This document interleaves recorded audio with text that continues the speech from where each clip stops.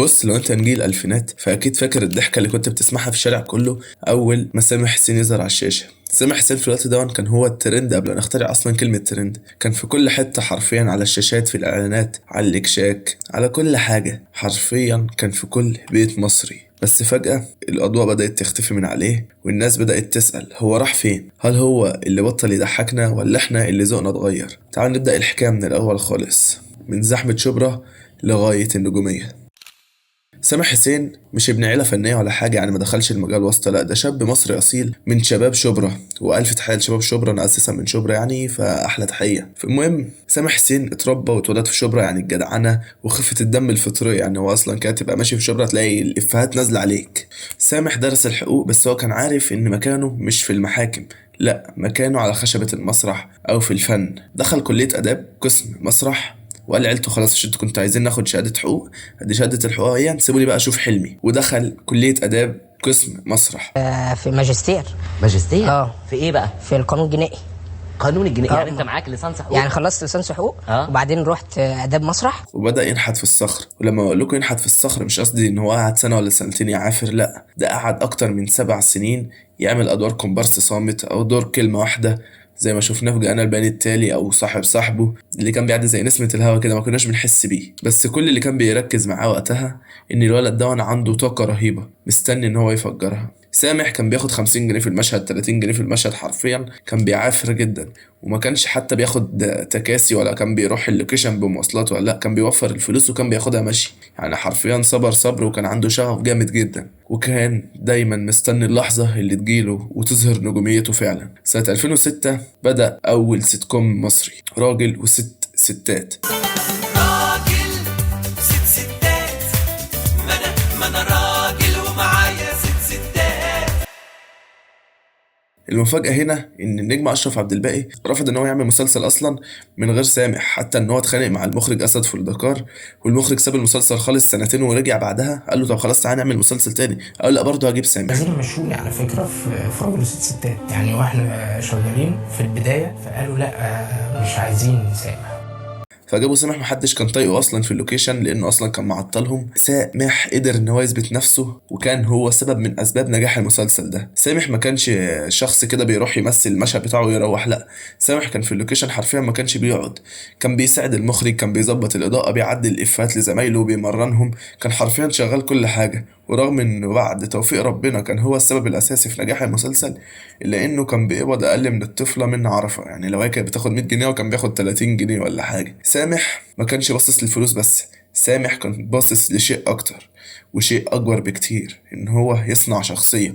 وفعلا صنع لنا الشخصيه الاسطوريه والايقونيه رمزي، الشخصيه اللي سرقت الكاميرا من الكل وبقى معروف بجملته الشهيره دول يا حبيبي. اللي ما كانتش مجرد جملة عادية، دي كانت أكتر من اختراع لكاركتر الناس حباه، حبت غبائه لدرجة إنهم نسيوا إن هو بيمثل، يعني خلاص بقوا معتقدين إن دي شخصية سامح الحقيقية، فاهم؟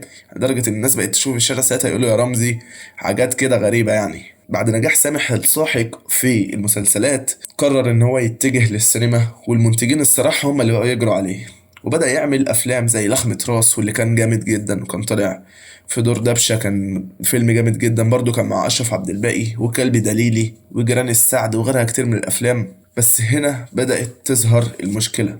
سامح وجه مجهوده كله وشخصيته للأطفال، سواء في الأفلام أو في الكرتون زي القبطان عزوز. والقبطان عزوز حرفيا عمل قلبان وقتها، يعني ما كانش مجرد كرتون عادي، كوكب الارض كله كان بيتفرج عليه، يعني حتى ترامب في امريكا تلاقيه كان بيتفرج عليه وقتها، يقول لهم يلا شغلنا بقى القبطان عزوز، القبطان عزوز او الكابتن عزوز حسب انت انهي جيل. يعني الكرتون ده كان عامل قلبان وقتها، بس برضه سامح فضل محصور في جزء ان هو الاطفال بس في الحقيقة انا لو اب مش هروح ادفع فلوس في سينما علشان ان انا اخلي ابني يتفرج وانا بقى قاعد جنبه زهقان طول المسلسل.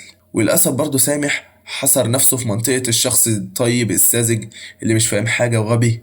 وهنا الجمهور بدأ يحس بالتكرار، السينما محتاجة خلطة تانية خالص، محتاجة مخاطرة، وسامح خاف من المخاطرة دي الصراحة، ما يغيرش من نفسه، فضل زي ما هو. طيب دلوقتي عرفنا ايه السبب اللي خلى سامح يختفي، بس ليه سامح ما كملش بنفس القوة مع انه كان ماشي على نفس الاستراتيجية بتاعة راجل وست ستات؟ بص يا سيدي، الكوميديا في مصر عاملة زي البورصة، كل ثانية بحال. فعندك مثلا الكوميديا زمان ايام اسماعيل ياسين كانت معتمدة على الموقف وعلى الافيهات اللي اسماعيل ياسين كان بيحدفها، واشكاله وحركاته اللي كان بيقعد يعملها ببقه والحاجات دي. ساعتها دي كانت جايبة ضحك جامد قوي مع الناس. بعدها بشوية بدأت الكوميديا اللي زي بتاعت عادل إمام، سعيد صالح، الحاجات الجامدة دي اللي هي بتعتمد مثلا على الموقف والصحوبية، لكن ما بقتش تعتمد بشكل أساسي على حركات الوش أو الحركات بتاعت الممثل.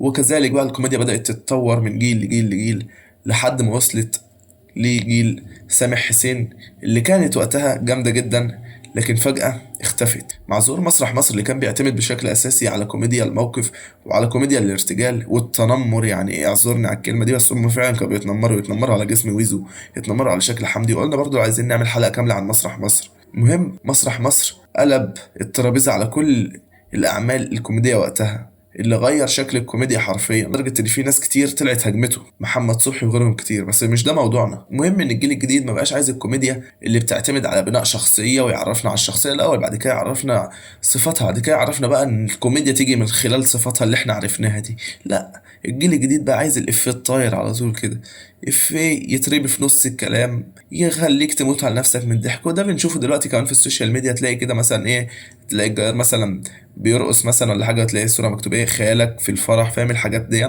نفس الموضوع. ولو بصينا على أرقام آخر أفلامه زي فيلم سندوتش عيال أو فيلم استنساخ فيلمه الأخير اللي حقق 3 مليون جنيه، وشايفك اللي بتقول ده رقم كبير قوي، ده لو انا معايا 200,000 كنت هولع الدنيا. اقول لك لا، ده مش رقم كبير خالص في مجال السينما. انا عارف ان هو رقم كبير بالنسبه لي وبالنسبه لك، لكن في السينما رقم مش كبير خالص. لو بصينا مثلا على فيلم كان نازل معاه زي فيلم نجوم الساحل اللي غالبا انت ما سمعتش عنه اساسا، عامل 14 مليون. ده معناه ان الجمهور نفسه ما بقاش حابب سامح في السينما، لكن الجمهور لسه بيحب سامح في الدراما، في المسلسلات. هي دي ملعب سامح اساسا، اللي لو اي حد جاله فيها يدشمله حرفيا، زي ما شفناه مثلا في فاطين وميشو، في مثلا عبودة ماركة مسجلة، راجل وست ستات. حاجات كتير جدا اثبت فعلا ان هو في المسلسلات ملوش بديل، لان المسلسل بيبدأ يفرش لك الشخصيات، بعد كده يفهمك القصة. فدون بالظبط اللي سامح محترف فيه، ان هو يعتمد على كوميديا الشخصية. فاهم؟ اللي هو يفرش لك الشخصيه، دي الشخصيه دي غبيه، لا دي الشخصيه دي عامله نفسها ذكيه. فاهم؟ هو ده ملعب سامح اللي لو دخل فيه حرفيا مفيش اي حد يقدر يسد قدامه.